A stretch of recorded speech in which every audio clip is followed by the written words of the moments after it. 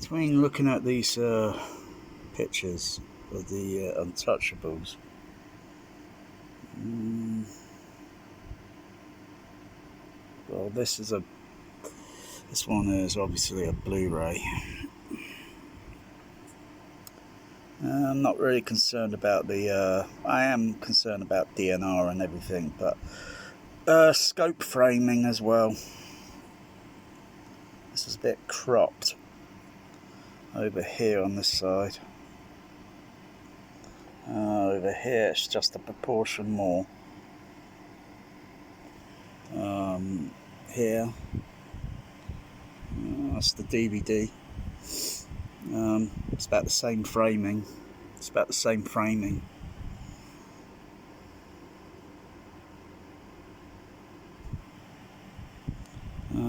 The only thing else that bothers me is they look a little bit. They look like they've been in a sauna. Look a little bit too orange. There, I think the colour tone looks okay, but I can still see degrees of detail in the DVD. Don't forget, you get all this enhancement and sharpness and all this BS on bloody 4K Blu-ray, especially with digital fake grain. And I know what to look for, and I've spotted that sticking out like a sore thumb on those rubbish blue 4K Star Trek releases recently. And given that sort of track record with Paramount Pictures and their attitude, because of they pick something that might be lucrative. The cash cow.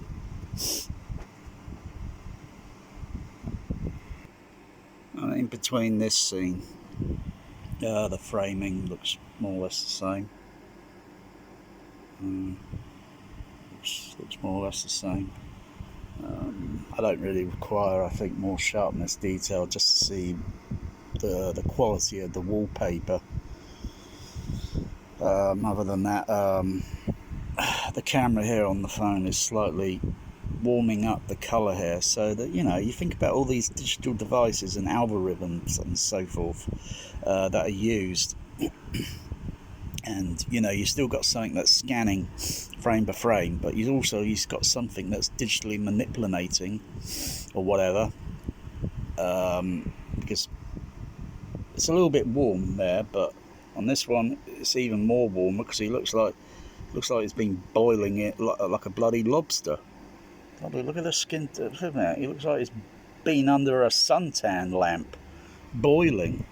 Here it looks a little bit natural-ish. Only the camera here on the, I'd have to use my other digital camera, my other Sony, so get ISO and white balance a little bit, or simply just do a DSLR. Take a picture with the DSLR camera and then have to edit and then upload the pictures. Also, I can warm up the colour on the OLED. Warm up the colour. Boom, boom, boom. What's the big deal? I was going to make a blind buy and buy this, but then I looked at the blooming prices and think, whoa, what the heck? Some of the prices are like almost £50. I'm not paying that. Crying out loud! I've just put this on today, just because of watching this, but I'm not watching his view just so he can shill this, just so get ratings. Yeah, sick and tired of it. Sick and tired of these Blu-ray.com members shilling on YouTube. Other than that, the last time I played this movie was probably 8, maybe 10 years ago. And it still looks the same, only on a different monitor now. If I looked at it on the video projector, it might look a little bit better, because I've never watched it on a video projector. I've not seen this at the cinema since cinema release, which was only once I saw it. So, yeah,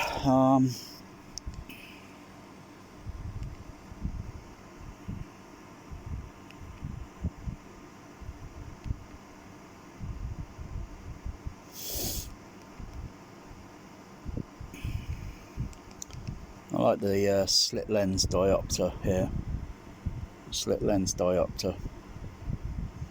And here I could see on the DVD, I could see skin pores and all that and detail. Just as if I took a picture with a DSLR camera. There's some sort of pigmentation of grain or round here. It's very, very not. You know, if I get too close for a camera, you're going to see all sorts of artifacts. Then focus on it until you see the you know, what an OLED is, fake, and all that. You know, you see all the. We've got to readjust the ISO level there on the camera. Just click it, but it can't do it. Can't do it all. It can only do so much. You click in certain portions of the where it's too bright, and then it white balances out a little bit, but it's a bit fiddly. So I'm just pressing on the camera in certain places and it adjusts. I think that's about okay, only it looks a little bit too exaggerated up there because the camera's exaggerating the detail. See that right there, boom, too much. If I just focus on the projection screen, right, and then come back down to the camera. Oh, yeah, it seemed to work almost. Anyway, I like that slit lensed up. I got one of those lenses, so you just screw it on the thread it onto the lens on the DSLR camera, and then you can. So he's a bit further back, and he's a bit more nearer. So obviously, if the camera was normally focused on one subject, only one image is going to be focused, so you use a special lens. And De Palma and such, he likes using this effect on many movies. Carrie,